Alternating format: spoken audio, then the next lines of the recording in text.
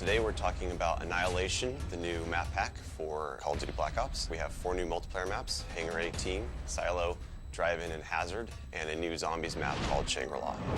Hangar 18 is based in the highly controversial Area 51, and it has a lot of Easter eggs that play up the conspiracy theory aspect. Hangar 18 is a medium-sized map. It has a pretty classic multiplayer gameplay structure. All the paths lead through and around the hangar. It kind of caters for all game types. You've got your close quarters going through the hangar. You've also got some sniper points as well. Strategically, you want to hold down the hangar.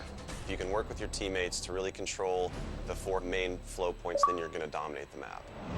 Silo is based on a Russian underground nuclear missile silo construction site.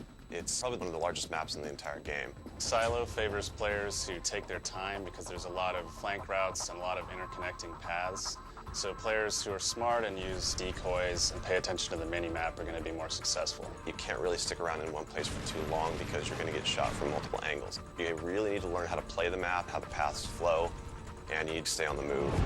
Nuketown was a really hugely successful and popular map with Black Ops, and we wanted to do another map in the DLC that kind of emulates that style of gameplay. Drive-In's a fairly small map, but it does have a variation of battles. You've got the wide open area in the middle, the actual Drive-In itself, but then you do have close quarter battles down the side.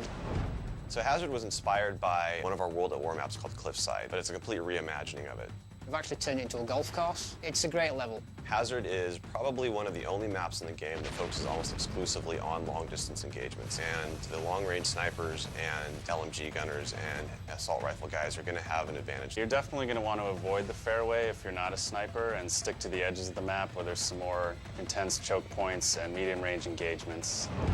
The story in Shangri-La is shrouded in mystery. I love to leave it up to the fans to derive their own ideas from it and also discover the facts that we put in there. I hope they really get the sense that we've taken this to just a whole nother level with the new weapons, the new environment, the new ways of getting around the map and things like that. There's a lot of holding areas, escape hatches, and things that let you get out at the last minute, which is a contrast to Call of the Dead, where it was a very wide open map. This is a much tighter map. Don't hold out too long. If things look like they're getting rough, get out of there.